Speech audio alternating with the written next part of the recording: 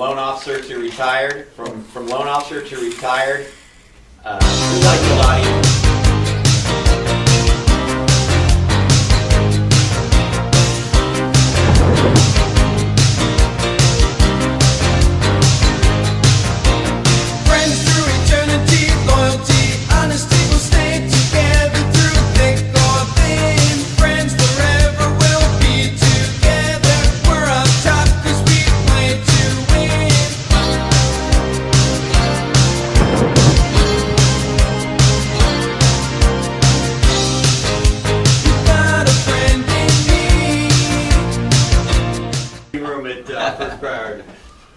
I can't believe we are live. I busted now on my 20 twice.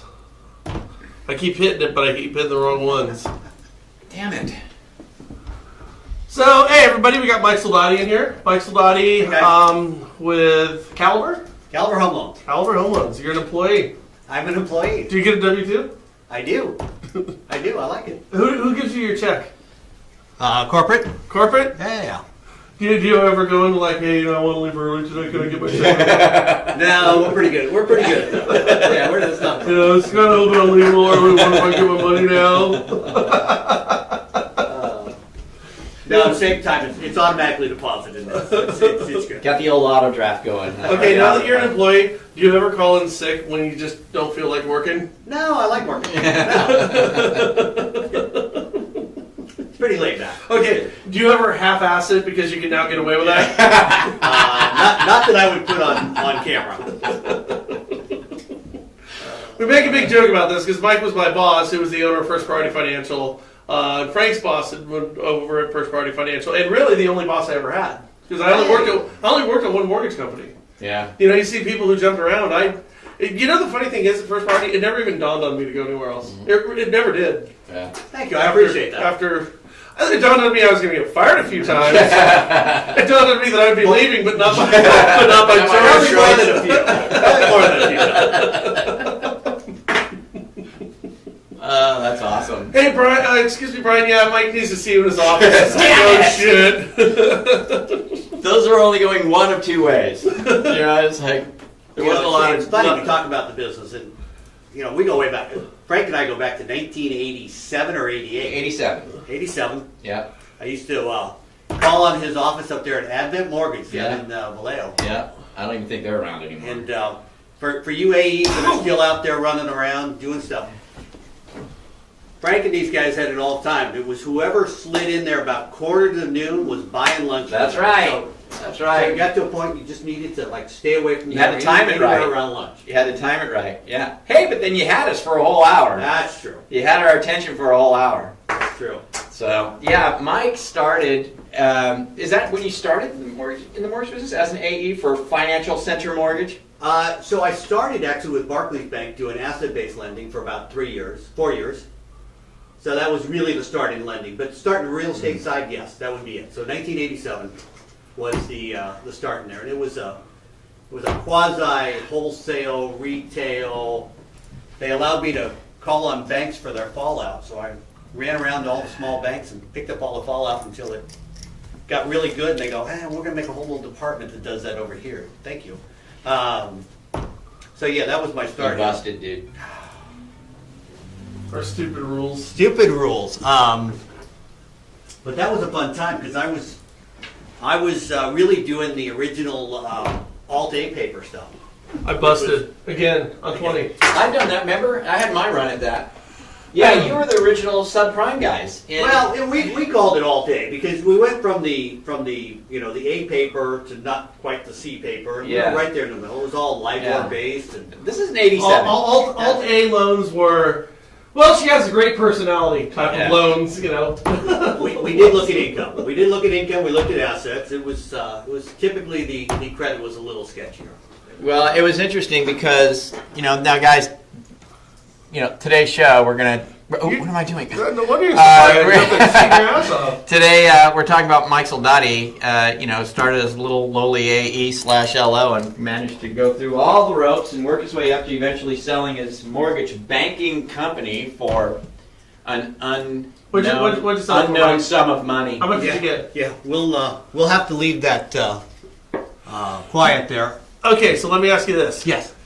Is it part of the contract when you sold First Party Financial that you could not disclose it, or do you choose not to disclose it? No, you can't disclose it. It's part of the contract. Typically, most all of those contracts are written that way. More than $3 million? Here we go.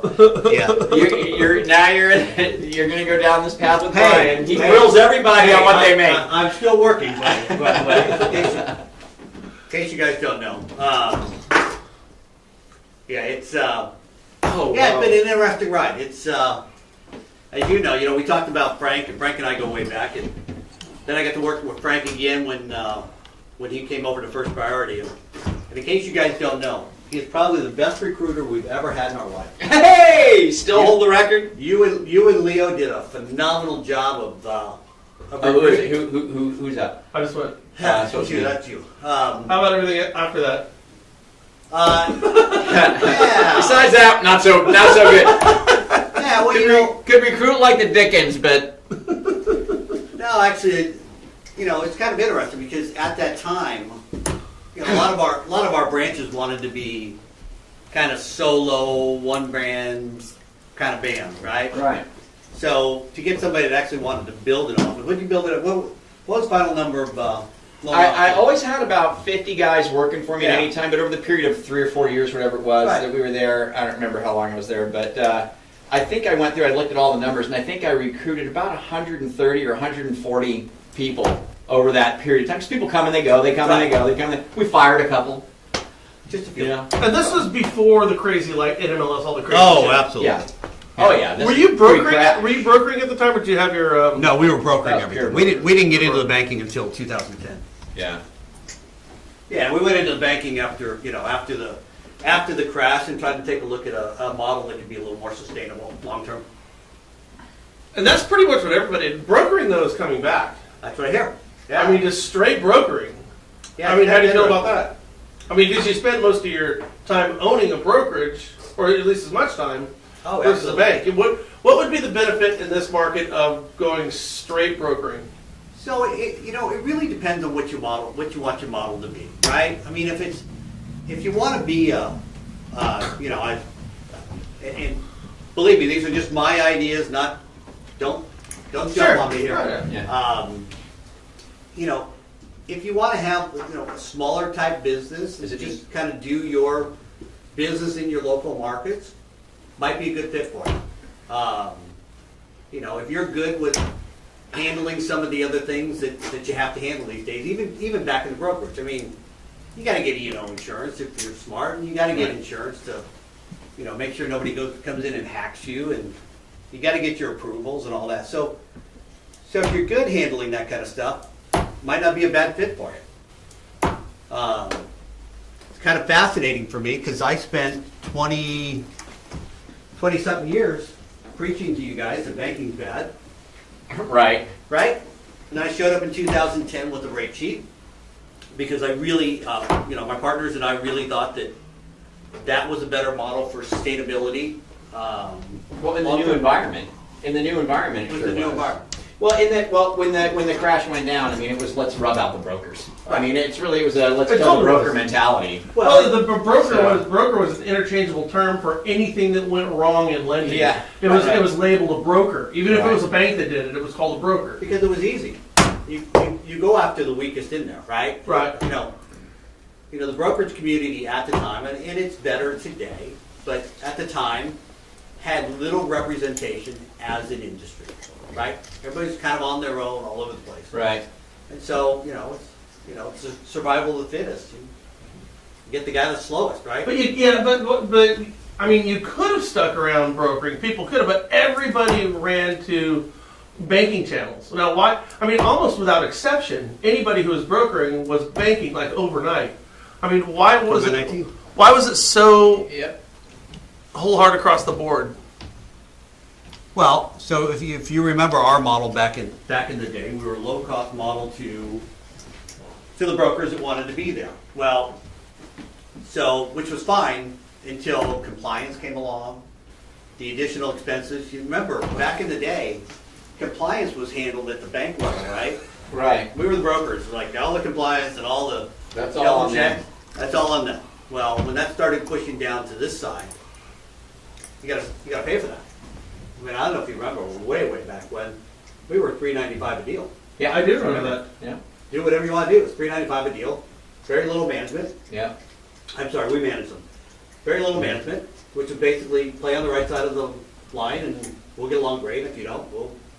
Yeah, I mean, you said do whatever you want, but I mean, one of the things that I've always told people about, where I work, you know, when you saw rampant fraud, I'm like, we didn't see it. It would never have been tolerated at where I work.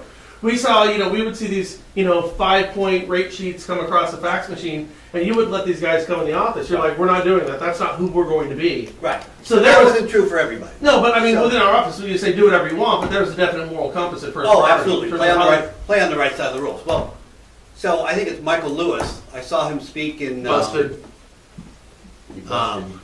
Saw him speak in. I don't know, New York, I think. Michael wrote The Big Short and all those things. So, we talk about the rules that have out there, and one of the things that he said that I thought was really apropos, which was, hey, and it may be true of other industries too, but he said if you've got an oil pipeline going from California to New York, and there leaks a hole somewhere in the Midwest, well, you should report the hole and get it fixed. Well, we may grab a bucket and see how much oil we can get off there before somebody realizes there's a hole in it. And that's kind of what happened in the industry, right? And it's probably true of most industries, that if you don't have some semblance of an oversight, Right. it starts going. But I mean, okay, but we've had oversight in place. You have the FDIC. Well, the problem is you had the pendulum now, right? Right, but the agencies had existed prior to the agencies existed prior to Dodd-Frank in order to tackle this and correct the problems. You had the FDIC, the DOJ. Remember, they weren't down at all these levels, right? They didn't have the manpower to handle all that stuff. The CFPB, we can get into a lot of discussion. The idea of the CFPB is not bad. No, it's not a bad idea at all. The problem is kind of like the industry, when you don't have someone to have oversight, they came in to have oversight on us, but there's no oversight on them. And so you get to kind of run your own game when there's no oversight. Well, now they're just running in circles like lunatics over there right now. I mean, it's all from every indication that we're getting right now. The CFPB is a nut bin. So we just saw this earlier today that there's a group of employees at the CFPB. They call themselves Dumbledore's Army, named after Dumbledore the wizard from the Harry Potter movies. And so this secret society of Dumbledore wizards working at the CFPB are trying to undermine the current director. They're no longer using emails or text messages. They're having secret clandestine meetings. Shit is happening right now. I mean, I came out and I said a few days ago, RESPA's dead. Isn't it funny? RESPA, we've thought about RESPA for the last 20 years. RESPA's dead because they have complete authority over it and nobody's looking at it. So if you want to break the rules right now, this is a good time. It's funny, you did that on Facebook. My retired partner and brother calls me up and goes, what the hell is Brian talking about? I go, I haven't seen it yet. I'll let you know later. Dave, he still pops his head up once in a while and goes, what's going on over there? He still consults for me. No, but I mean, if you think about it, HUD can't go enforce any RESPA infractions right now if they wanted to. They could rename it something else. The DOJ can't do it, and nobody's doing it at the CFPB right now. So I'll be interested to see if that moves back to HUD. Well, that's Frank's assertion. Frank says that RESPA has no place with the CFPB. Well, the CFPB kind of took it. I mean, it wasn't like HUD said here. Right. You figure it out. I don't think they should have it. I mean, don't you think RESPA makes more sense than HUD? Absolutely. And I don't think anybody really had a problem with HUD and RESPA. I think everybody in the industry was okay with the enforcement over there. There was a reasonable understanding or clarity of rule. I was okay with it. There was an understanding. And so you hit on something there, and it's not just RESPA, but there's, it's the clarity of the rules. I mean, we can all play in them. I'm a firm believer that I can play in any game as long as I know the rules. If I know all the rules, it's great. We'll live with them. We'll figure them out. Yeah. Right? It's when you don't know the rules. Right. You know, I Go ahead. I do want to, at some point here, I know we're talking CFPB right now, but I Because we do can't want, stay on time. I want to, yeah, I do want people to understand the story, the journey that Mike took to go from LO to All right. Well, selling the company. I mean, Right. take us through your journey. All right. I mean, I think people, because I bet there's loan officers on here right now, or they're going to tune in later, there are guys that have ambitions, you know what I mean, to do what you did. I mean, you start as an LO, you kind of start to feel this is kind of a creative, neat career. Wow, I can make this money. Maybe I can do it on my own. You got guys, we got a guy right next door. Remember when Greg busted off from wherever he was and opened his own brokerage? Yeah, I'm going to do it. He's trying to recruit loan officers. He's going through that, going down that path of, in hopes of someday selling. Tell us how you went from a sweet little girl in the Midwest to a superstar in Hollywood. Exactly. Exactly. So, you know, like with most of us never aspired to be in the mortgage business. I don't know anybody that ever said, oh, when I grow up, I want to be a loan officer. Very underrepresented in kindergarten career day. Exactly. So, so when I graduated from St. Mary's, I was working for the food service. And my boss at the time says, he says, well, what do you want to do? I'm a month from graduation. What do you want to do? I don't know. As long as it's not in sales or banking, I'm good. So he says, my wife works for Barclays Bank. I go, I'll try that. Remember, it was 1983. There weren't a lot of jobs out there. So I got into that side of it. And after about 4 years, my boss at Barclays moved on to a place called Financial Center Bank out of San Francisco and said, we got this mortgage side. We think that you should come do this. So at the time when I was at Barclays, I was, I don't know, we were on the 40th story looking over Lake Merritt. And I was an AVP for Barclays Bank. At the time, I didn't realize that anybody that didn't have another title was an AVP, including the receptionist, but it sounded pretty good. I was making $18,000 a year. Good. It's good money. So I went over and saw my friends at Financial Center Mortgage. They said, well, it's commission only. I go, I make $18,000 a year. Why would I give that up? And they scribbled down a number, and I can't remember what the number was. They go, we think you could try this. I go, we'll try your plan. Yeah.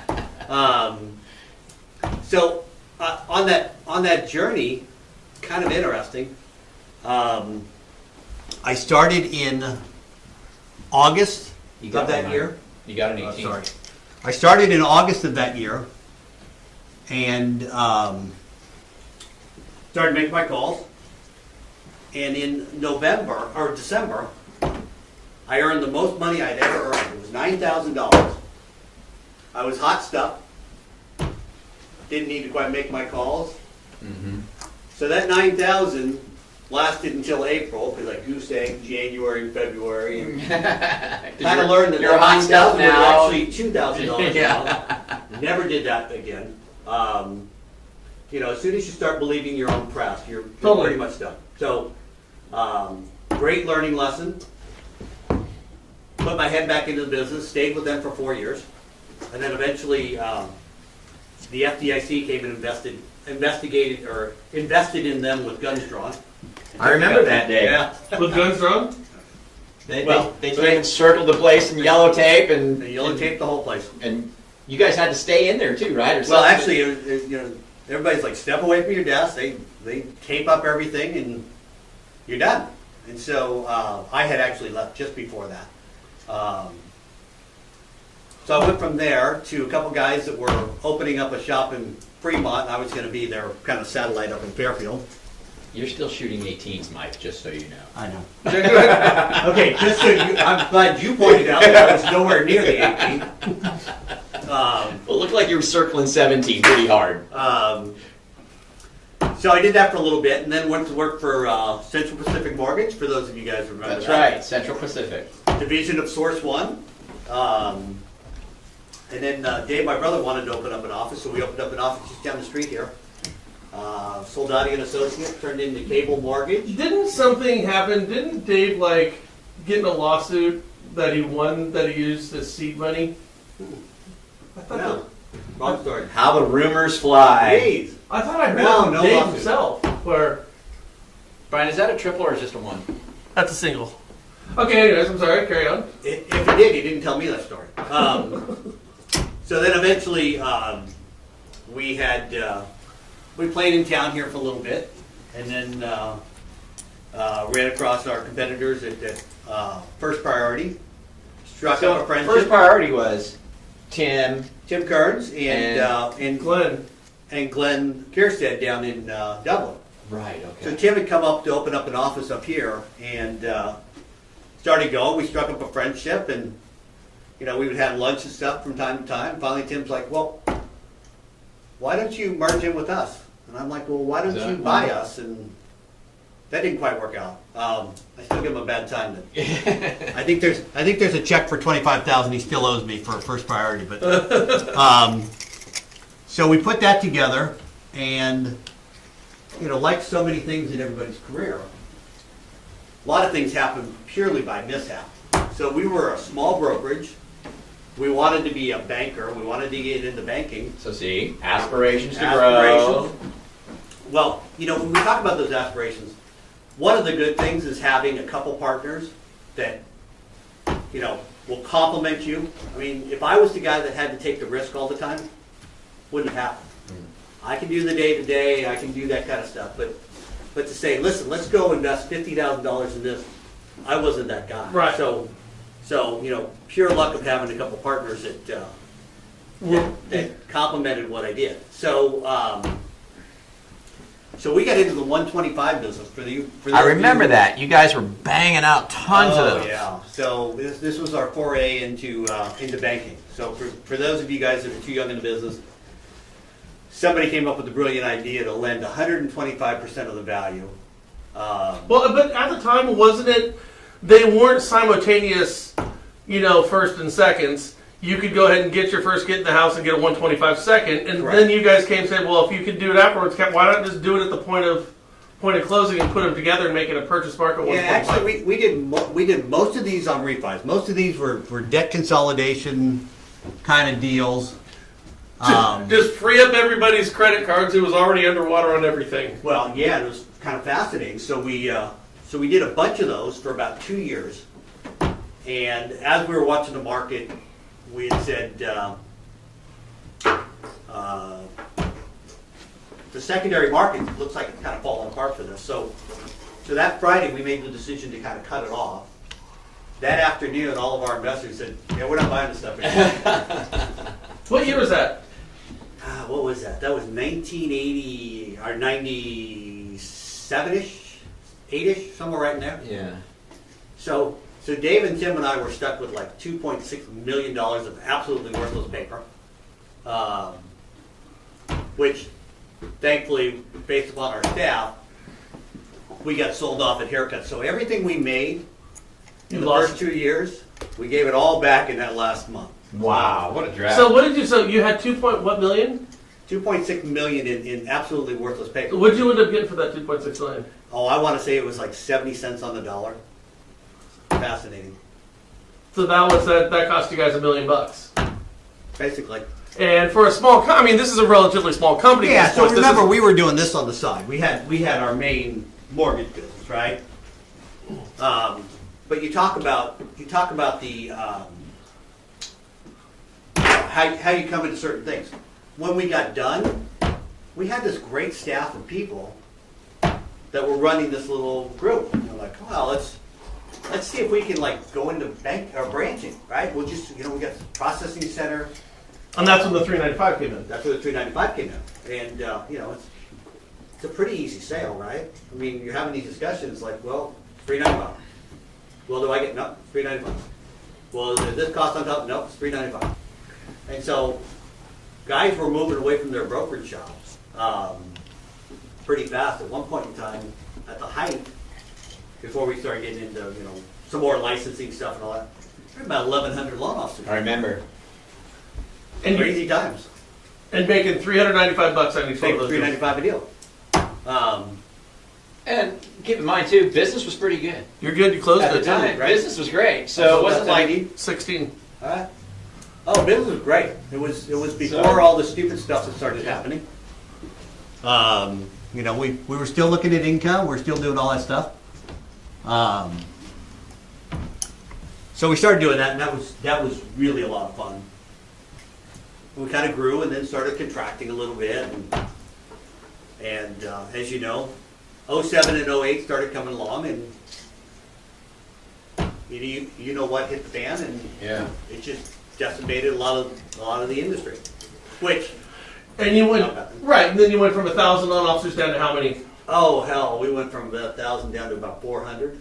Oh, it was pretty drastic. Between that and between licensing and some of the other things going on in the industry. Now, if you were banking and that happened, it would have put you under because you would have all those leases and you would have. Well, not only that. If I was banking at the time, all the legacy underwritten deals would come back too. Yeah, right. So you would have. So it's unsustainable. So it's safe to say with banking, you're getting more money per deal, but you're taking on a hell of a lot more risk. Oh, great more risk.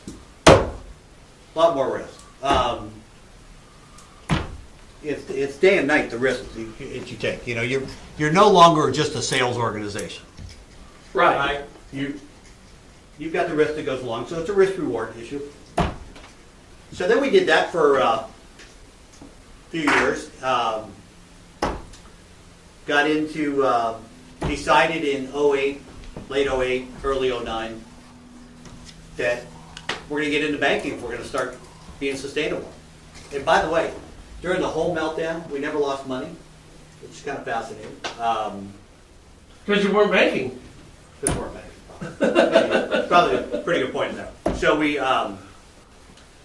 we looked around about building a mortgage side, buying a mortgage side, They look good. 2, right? I took 2. growing it organically, and so we stumbled across one of our really good small wholesalers, Austin Perry, Steve Weaver company, and Tim had called him and says, "Hey, how about if we buy you?" And Steve says, "How about if you buzz off?" So a couple days later, Steve called back and says, "Hey, maybe we should take a look at what this might look like."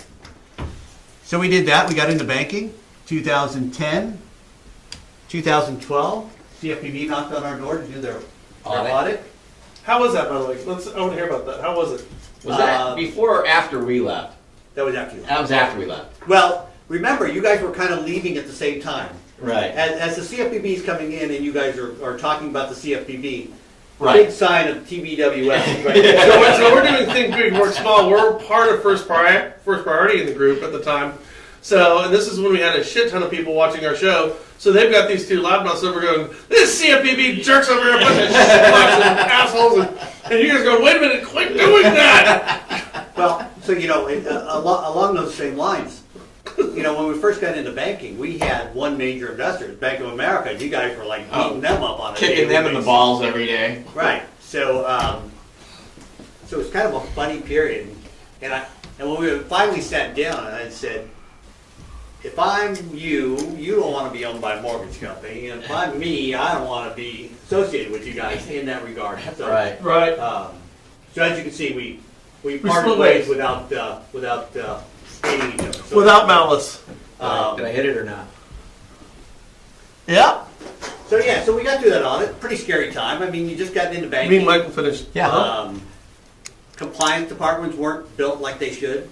I went from literally 0 at the time in compliance department to when we sold the company, I think I had 25 people in compliance department. Okay, so now I just heard somebody say a couple days ago, I think it's me. 10 years, or, Let me get past you. 7 years or 6 years ago, right before the CFPB, it cost something like $3,200 on average to bring a loan to market. That figure now is up to $8,400. Oh, yeah. $8,500.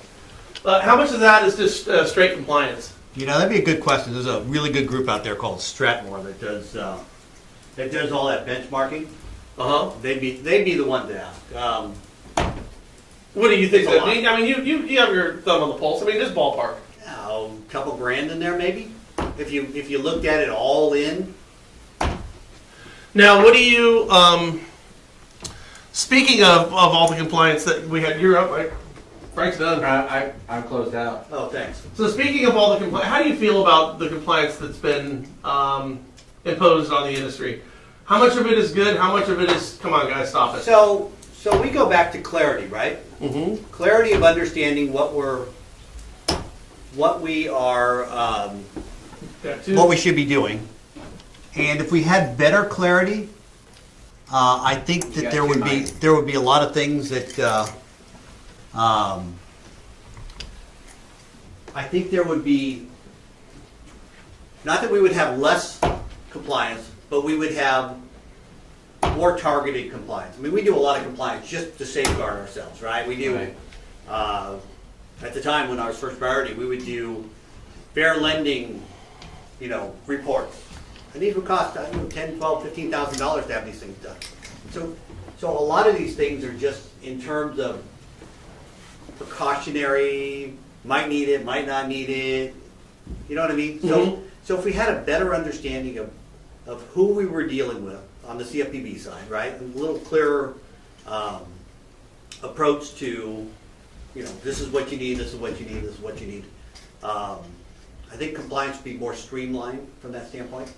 But literally, for lack of a better example, most every loan that is originated and underwritten, it's somehow re-underwritten in this whole process, right? Sure. I mean, there's so many checks and balances in place. And checks and balances in place. And by the way, let's not forget here, nobody wants to buy a bad loan. Correct. So, even if you didn't have the compliance, just keep in mind, whoever's going to be buying these loans are going to be looking at them again, and they don't want to buy some junk loan. So the checks and balances, the market will inherently create its own checks and balances, which would work as some form of regulation in and of itself, because nobody wants a shitty loan. Isn't that fair? Well, yes, and part of the technical nature, let's say in the old days. In the old days, I would have a loan that maybe did not meet the guidelines perfectly, right? And I can't get it sold, so I would keep it. I would service it for a year, and it'd be a good loan. I'd sell it off. But in this compliance world, if you miss the compliance piece, nobody will ever buy it. I mean, I owned 50 LTV perfect loans that nobody was ever going to buy because it was a technological problem. No problem with the loan, no problem with the borrower. It was just... So even if they pay permit for a year or something, they're still not going to buy it. No. And what would be an example of an error that would make somebody not buy a loan? So we had, this is in the early on, so we had a deal that we closed it. They never had a permit on the, those like solar pieces they put on the backside of the house, like a solar room there. Oh, yeah. 50 LTV, nobody would buy it. You have situations where you didn't give them long enough to review their appraisal, 3 days or 7 days or whatever it's supposed to be. Really? Owned it. Day short, owned it. Really? Nobody would ever buy it. So that cost of doing business and that cost of, paying back for RESPA violations that technically are just technical problems, they have nothing to do, the borrower hasn't been harmed. We pay back hundreds of millions of dollars as an industry, tons of millions of dollars. But you still have an insurable loan at that point, don't you? Yes, but the cost of all of those things, let's face it, all costs eventually get passed down into the borrower. It's going to end up on a rate sheet. But I'm still hung up on this whole, somebody's got a solar room on the back of the house, 50 LTV. Why wouldn't they buy it? Where's the problem with Because that? they did not have a permit for it. Okay, but you still have an insurable loan. You have a loan that was going to get, Fannie or Freddie's guarantee. You're not? No investor wanted it. Oh, sure, but the investor still said, we don't want, doesn't have the permit. And by the way, that was a jumbo loan, which, as you know, Outside agent. yeah, who has the rules. So then you're going to take that to the scratch and dent market and get rid of it? Well, I didn't. I kept it. Eventually, pal. Right. So as long as you have the reserves, you're okay servicing that deal. Right, but you don't want to do a lot of that, right? So, but yeah, the scratch and dent market, 60, 70 cents on the dollar. Wow. So you got to have For a perfectly good loan. So you're writing a loan, a $500,000 deal. You could find yourself paying, losing $200,000 on one deal. because somebody And we have. because you were 14 hours short on how long somebody can look at the appraisal. I would not do good in this world, Brian. We'd have to do this. We would not do well with you, so we're good. Oh, it would not work. That's crazy. Okay, so anyways, at this point, you've got your partner. With Steve Weaver, you got your bank. Okay, so we go to the banking side, and we do that for a few years. We go through the CFPB audit, which we did fine on, with the exception of, they wanted more policies and procedures written in place, which is not typical of somebody our size. And the industry's changed on that, and there's a lot more of that in there now. So then we started looking for opportunities to buy smaller brokerages that maybe weren't going to make it, and kind of fold them into us. And what we found as we were out there was, for a lot of these smaller guys, they were never going to get compliant. And they were probably run under the radar, right? And just, Right. I'm talking compliance, and they're kind of looking at me sideways like, I'm not even sure how to spell that, right? Right. I mean, it's not a criticism. It's just, Sure. it just wasn't their world, right? They were originating loans, and it was perfect. Nobody stopped them asking what they were doing. So we backed away from that and said, okay, let's forget that. It's not gonna work well for us. So the group, Stratmore, actually represented us. Did a great job. Diana, Jeff. They came back and said, what do you think about being on the other side? We're like, kind of interesting. We had already retired one of our partners. Tim had retired, so was Dave and I. Dave eventually wanted to retire. And unlike maybe the brokerage side or the originator side, so you've got pluses and minuses where you are in the business. At no point in time can Dave and I ever go, okay, here's our retirement letter, thank you, where's my gold watch? Sure, you can't. Right, Yeah. because we've got personal liability, and you can't just walk away from that. So all the funding lines were personally guaranteed, and loans that we did. So you have to have an exit. And the only way to have an exit is either Sell it or sell dismantle it. Or dismantle it. And I tell you, it's, I think one of the local companies up in Petaluma just announced that they were closing their doors. Just recently? It's really expensive to close your doors. Just recently? Yeah, it was a little bit ago. Who is it? Trying to think of the name of it. Was it a local brand? Yeah, well, they have branches throughout the country. I can't think of it. So you got to be in a situation that says, okay, how can I exit? Because your net worth that you keep in the company, you keep it there so you can have your funding lines and you can have your approvals with Fannie Mae, but it's your money that's sitting there. It's already been taxed. You've already paid your taxes on it. It's just like your big savings account sitting there. But it's totally vulnerable. We talk about Right. not knowing what the CFPB is going to do. Like the CFPB has done a lot of fines, and So you've got a nice retirement set over here, but you can't touch it because Right. you need to keep the business going. Right. And you have no idea if a regulatory agency is going to come in here and just take it from you. Wipe it out. right, exactly. Oh, that's got to be an uncomfortable feeling. Yes, it is. Especially as you get older, right? Because I'm 57, and Everything that you've built up could be just disappear tomorrow. right. And not that I have any plans of retiring anytime soon, but eventually I want to retire, and I'd like to have something left in there. So you got to find a partner that you can sell to that will complement what you do, and allow you to continue to do what you want to do. And so that's what we did. So it's a fascinating process. So they come in and they go, okay, we think your company's worth X, and no, you don't get to know what that is. So I'll save you the trip. So we think it's worth X, and we put it out on a confidential basis. Nobody knows the name of the company. It's XYZ company, whatever. And they put it out, and if companies are interested, they'll sign an NDA, non-disclosure agreement, and they'll get to see the financials, and they'll talk with you, and then it becomes speed dating. So they put it out. We had 7 suitors say, we want to talk to them. In fact, one of them was in New Jersey, jumped on a plane that Friday, met us that Monday in the office. It's the other thing. You're compiling all this information very confidentially, even amongst your employees. They can't understand what you're doing because it'll kill a company if it starts getting out that you're thinking of selling. Right. Yeah. The Everyone jumps boat. recruiters are all over the place, right? So we start doing the speed dating, which was somewhat fun, really stressful because, you know, You got to get a deal in place fast. well, we're lying to our people too, right? You know, Dave goes, I'm not feeling well today. Well, I'm going to stay home tomorrow. And turns out we're in Dallas the next day, right? And we're sneaking in the back door of these lenders because we also sell paper to them. So, Wow. I joked that I was the only one in Boston on St. Patty's Day not drinking. We flew in, we had a beer, and that was about it. But, yeah, so... So just I want to understand this. So once you kind of commit to, okay, this is something it looks like we're going to do, you have to sell that as fast as humanly possible because it could blow you up. Right. Right. Because if the rumors start, right? Yeah, if it gets out there, then you've got recruiters on all your loan officers, and your assets are your loan officers, Right.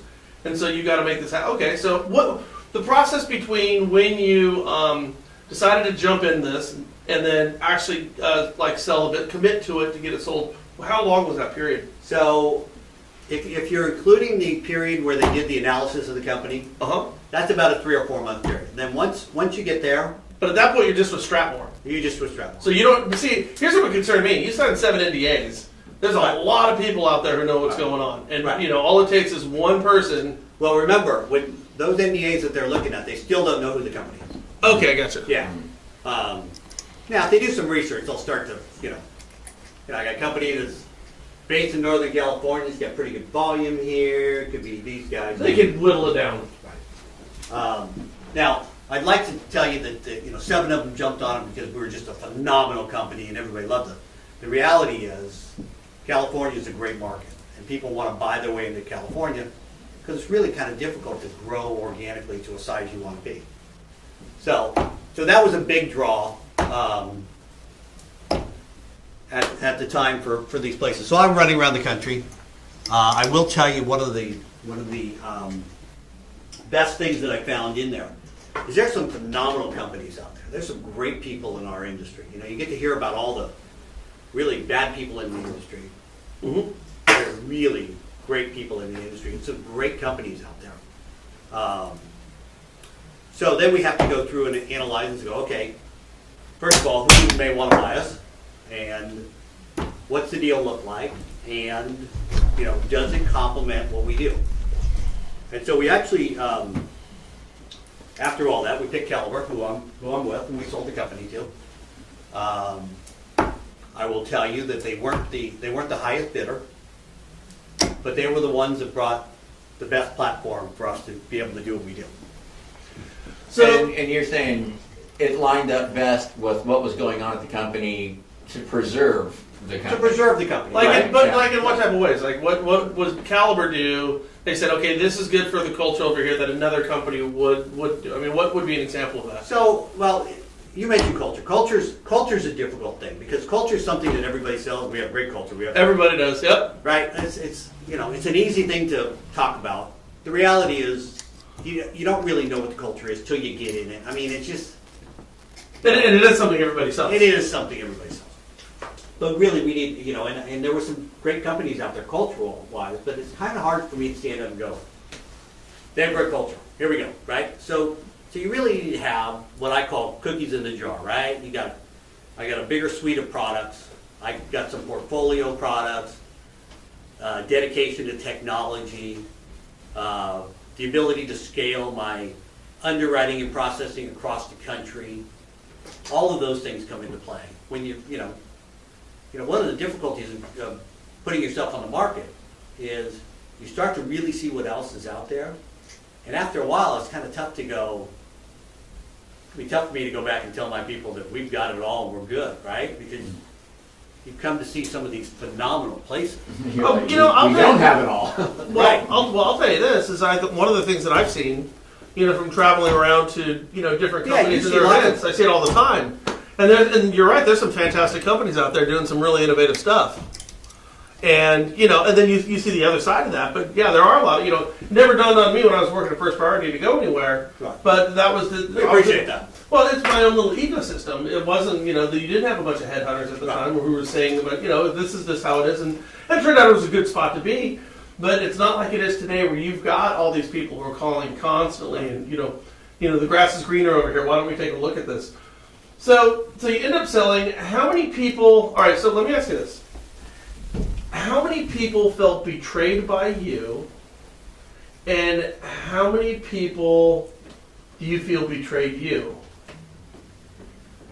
Wow. Okay. So the number of people that probably felt betrayed by me. No, not even number, but let me ask you this. No. Do you understand where they're coming absolutely. from? Okay. So, one of the most fascinating things in this whole process is how little people like change.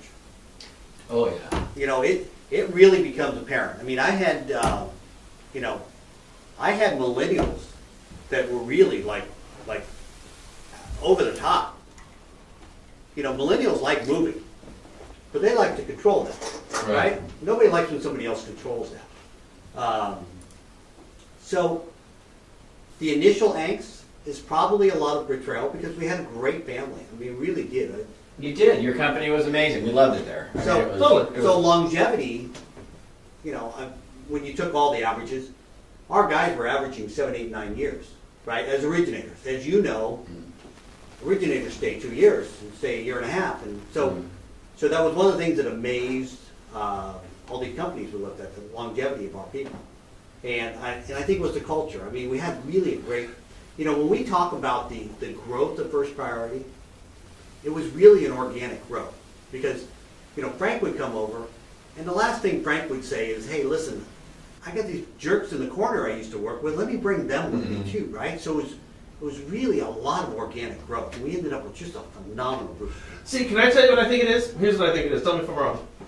I think for the people who felt betrayed, they felt, your word, not mine, family. Okay? Right. We're all in this together. Right. And when you would speak with your branch managers, you were speaking to them, they felt they were your peer. Right. And then when the sale came, that sale really says, we're not peers. Right. I'm the owner of the company and you're not. I mean, you're not saying that, but that's what they're feeling.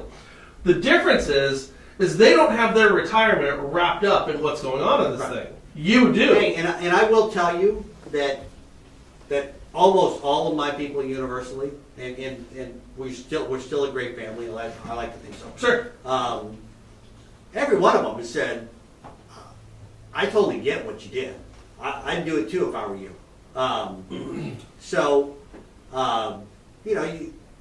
It's almost like a death, right? You got to go through all. You go through anger, and you go through sadness, and you. Well, there's no warming up to it. It just happens. One day everything's here, and the next day the world's different. Yeah, so that's a the other hard thing for people to deal with. Right.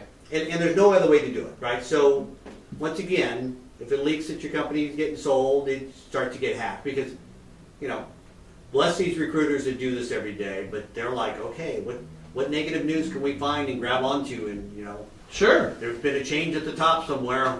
There we go. Sure. Let's spread that throughout there. So once you announce it, so we announced in May 15th, and the sale was finished on July 1st, right? So I got 45 days.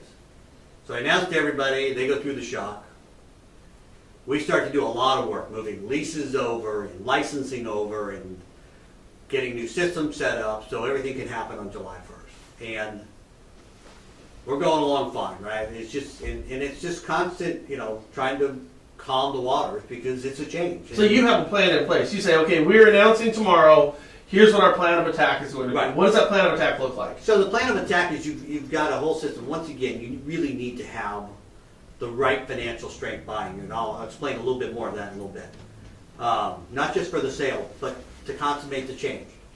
So during that 45 days, you've got facilities behind the scene going, okay, where are our properties? We need to get our equipment in there. We need to make sure these leases get moved over so they're in our name. Licensing moved over with those things. So it's just this huge race. And the whole time, we're also trying to calm the storms, right? Because all the recruiters have come out. And let's face it, if there's going to be a change in your company, people go, there's going to be a change. I may go along with it, but let me see what else is out there, right? And so you have that going on. So it's this constant, for lack of better words, it's a goat rodeo, right? I mean, you're just trying to keep everybody calm. Well, and I gotta think, and tell me if I'm wrong, but I gotta think, if you're changing out systems, and then I would assume you're also looking at redundancies. Okay, well, we've got 9 funders now. We don't need that. We got somebody who can serve this role. Who stays? Who goes? How do we implement the systems? All of that is unstable ground. So not only do you have change, but you have growing pains in the process. Correct. Which means now, boy, this is not looking good to me, so I'm going to go look outside of here. Right. 45 days to deal with all of it. 45 days to deal with all of it. And then once you get there, then the real headache starts because nothing works right? Right, sure. It's It's all going to be technology, catalogs for a while, yeah. Now I'm dealing with an underwriter I don't know. Yeah. Yeah. So like in this perfect plan, it was all set up that we had all this capacity throughout the company, throughout the country of caliber. And we would have underwriters in place to help us and processors in place to help us because we got this pipeline we got to close over here and start a new pipeline here, right? So we got all this stuff going on. I don't know if you remember, but 1 week before we finished that on July 1st, Brexit happened. Oh, nice. All my help that I had throughout the country has now gotten busy. Really? So now we're trying to close that old pipeline, old system, get into a new system. You know, I look back on it kind of in fond memories now, but at the time, not good. You know, stressful time You guys for know. everybody. Yeah. Right? So you've always liked the business. You've always liked the Love industry. it. I mean, how many? We used to sit around. For those of you who are watching right now, me and Mike used to sit around and we would debate guidelines before debating guidelines was things that people would do. I mean, we would, and I have some of the greatest memories going over. Well, you can't. Well, hold on, and going back and forth, and you know, and trying to bounce things off you because you knew guidelines better than anybody I knew. So this was a real fun thing as a student. You know, going into it, seeing how I could wiggle my way around to try to make a file work. So we have so this is something you love to do. And what you're doing right now is it's in the same capacity as you were working before. You're just an employee now. Yeah, so, and to bring Brian up, Brian, in case you guys don't know, you know, we talked about Frank and our background. And, Brian was phenomenal. Brian came in knowing nothing, came in totally new to the business, and quickly figured out that he needed to, you know, be an expert in something. So for those of you who've been around long enough, he went into Nehemiah. And he got up in front of all the realtors. He was the instant expert on Nehemiah. I don't think did you ever do one Nehemiah? Oh, I did a ton of them. Did you? Yeah, I did a ton of them. So, but that segued him into having a relationship with these realtors. And that's really what it's about. Sure. You know, you and I have talked over the years. It's just about making conversations about real estate. That's Getting in the middle of conversations about real estate. That's what you need to do. So when we have this conversation, you want them to think, Brian's the guy, right? And so you mentioned guidelines. And I truly think that one of the things that loan officers can do for their career is know their guidelines. Just know them backward and forward. Because it creates those opportunities, right? You know, you got stuck on an FHA deal, but you know what? I can slide it over here, right? You can't do that if you don't know the guidelines. You just get stuck. You know, especially in your Govy deals, because I don't know if it's still the case, but there was wiggle room, and if you knew your guidelines well enough, you might be able to get something through that 9 out of 10 lenders would miss. No, I do have one question. That okay, so what was the name of the company? Well, two things. The bank, when you sold off, you had your bank from Steve Weaver. Did that just go away? Yeah, so we bought that. We bought. You bought it, but when Caliber came in, did that component disappear? That was now first priority. Yeah, it was now first priority. It's just part of us. But when no, Caliber bought you, what happened? What happened to those lines that you had? So those people stayed. Those are our underwriters and processors. They stayed. Okay. Steve decided to retire just after that. Steve ran around the country with us and did a great job. He's a fantastic guy. Really, really instrumental in helping us get the company to that point to be able to actually sell it. So we kept processors. So the redundancy that was in there was really in the accounting department, right? HR departments, compliance departments. Those were already in place at the company. So the most difficult thing in all of this was saying goodbye to people. Letting good people go. And for a lot of them, you know, we helped them find new jobs. By the way, I see a lot of those people. Oh yeah. They've all landed on their feet. Yeah. I don't know if everybody has, but I mean, I've seen quite a few of them around, you know, working in different capacities who were smiling, and that's always a good sign. Right, and you know, not to get too, you know, out there, but you know, everything happens for a reason, right? Sure. And every door that closes, something opens, right? And the only problem is if you stare at the closed door long enough, you kind of miss the opportunity. Did you hear that? Did you ever hear the guy says, so the guy told me once everything happened for a reason, and I immediately pushed him down a flight of stairs. Perfect. All right, let me ask you a quick question, because I know we're coming up on our time here. What was the name of the company that helped facilitate this the sale? Stratmore. Stratmore. Yeah. What do they charge? They get a percentage of the sale. What's the percent? This is like what range? I mean, this is No, not going to be. This is No, what you get to talk to them about it. Because I don't know what ranges they do for everybody, and they're probably all different. You should get Jeff out here. Get Jeff out here at Stratmore. They do a phenomenal job of benchmarking, because they're the guys that are benchmarking everything in the industry. They'll tell you who's making money as an industry, who's making what. This would be great. That'd be a great one. Actually, that would be a good. That would be good. So you're not going to give me any idea what No. they think?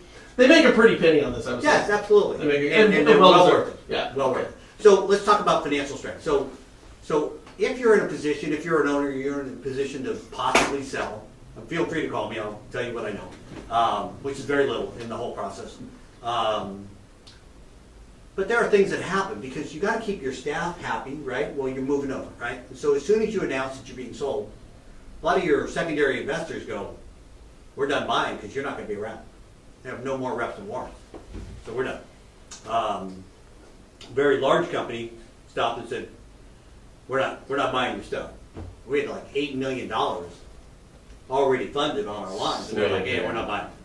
And they were specific enough that to sell it to anybody else would take a huge loss. So like the company came in, helped negotiate that to keep everybody happy and go through that. So there's a lot of costs in selling your Sure. company. Keeping your staff in place, right? Because you have staff that you got to keep in place from first priority. Tech guys, and I mean there's a lot of cost to go into it. So as of yesterday, Dave actually cleaned out First Priority's office. We'll be a post office box hopefully for the next couple of years, and So it's basically as of yesterday, First Priority, the remnants, the smoldering ashes of First Priority Financial are now gone. pretty much. How does that make you feel?